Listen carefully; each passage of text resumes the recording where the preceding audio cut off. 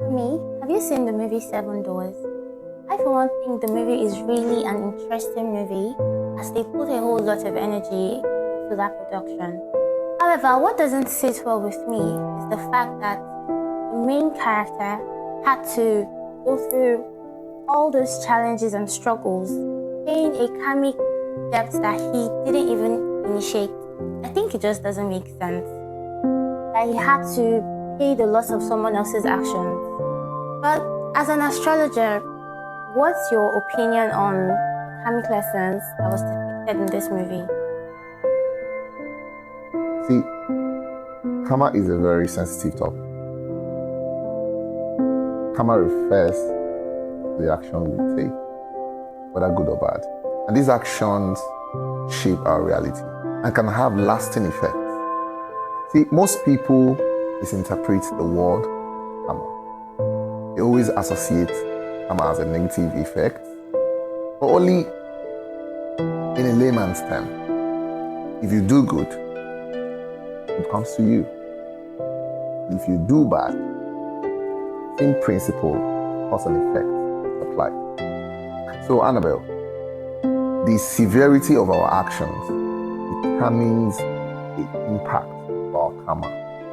And this energy can be passed down through generations, creating a cycle that can be difficult to break. The movie Seven Doors, by the way, interesting story, illustrates this concept where the main character discovers his karma through an Ifa reading. This is why divination is very important, as it feeds us insight into the past and also gives us possible outcomes of futuristic events.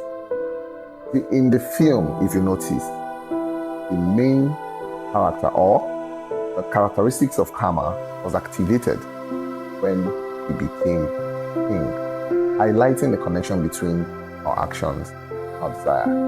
Don't you think that if he had resolved the last phase of the karmic debt, which is the battle with Ishushu, that would have prevented him from marrying the 7 wives he did against his will? I mean, it was never his desire to be a polygamous man. You're very correct.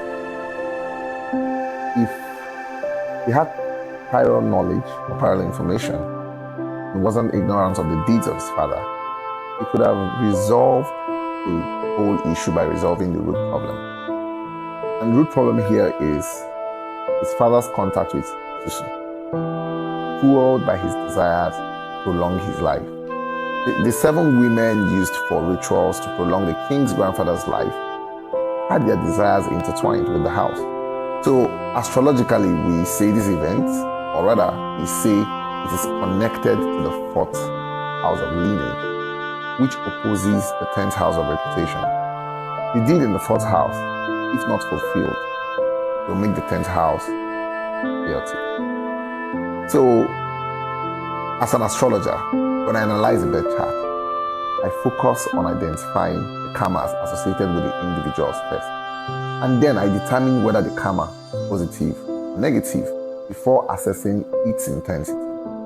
Everyone has karma, as we have all taken actions that affect others. Are you saying that my birth chart holds the secret of my past, present, and future? And that by deciphering the code of my stars, you can uncover the hidden patterns and karma that have been shaping my life? That's both fascinating and unsettling. How can something as simple as my birth, date, and time hold such profound insight? Unfortunately, yes, I can see all that, including your spouse. Oh, really? Yes. See, most times, a person's karma is triggered when they come in contact with the place where the original deed is done.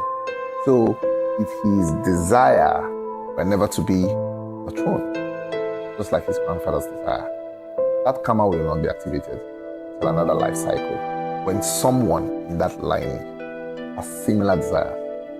So, our actions, good or bad, they all have consequences. These consequences shape our experience of reality.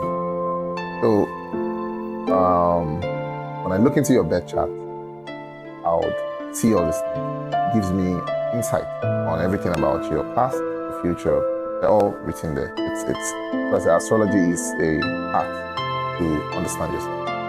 So essentially, it is important to not be ignorant of divinations, astrology, and the like, as it would help us to know certain actions to take or avoid, and to prevent, grievous karmic, things, debts in the future, Yes, right? yes, Okay. certainly. It's very important that we all spend time looking into our life path, Yes. and astrology gives us that Chance. that chance, that opportunity Yes. to see all these things. It makes it easier. You see, I tell people, even the IFA divination system, it's a watered down version of what astrology is. But present day, we are already in the age of Aquarius.